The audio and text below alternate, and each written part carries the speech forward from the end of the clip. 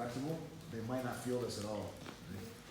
You also, as you do this, you might go just miss their elbow just a little bit. So I'm on his forearm now, I don't have pressure on his elbow, he's not gonna feel the armbar. The other thing that can happen is, if I start pressuring down, bring your head towards the mat.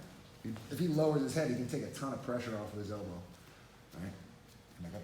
So when this armbar is not working, you don't want to waste a ton of time trying to squeeze if it's not happening. You start with, you're just going to slide up from, you start at the shoulder, you're going to slide up to the wrist. So I went controlling your shoulder, I try to break his elbow here. If it's not working, I'm just going to pull my head back. That same motion, I'm going to shrug towards the floor, and my arm's going to catch his wrist. Right? And don't use your hands, you're just going to hug. Catch his wrist, and you see how my hips are already coming up off the mat. I'm going to raise my hips up.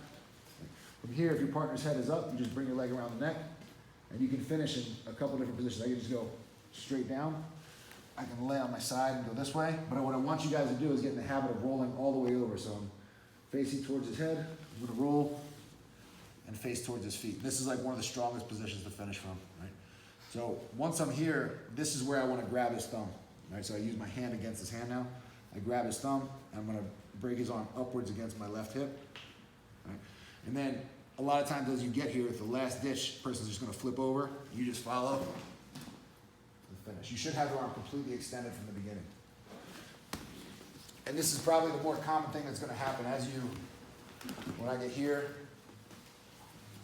I stretch the person out. As I start to go for this, the other thing that could happen, you turn your thumb up. You start to turn his thumb up towards the ceiling, I just scoot and catch. Right?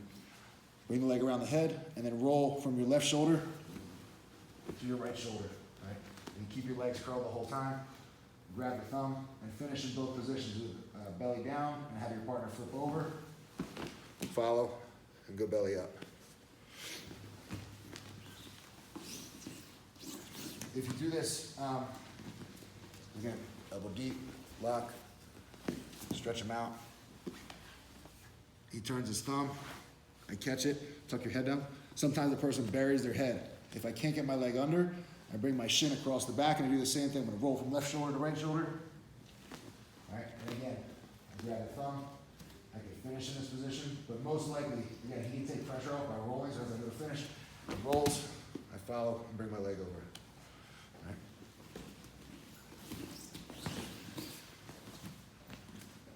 So we start, elbow deep, lock your grip, break your partner down, and then think about pulling your head away to extend their arm and climbing your legs up their body. Once you get here, you'll feel the person's arm. You kind of lose the tension in their arm.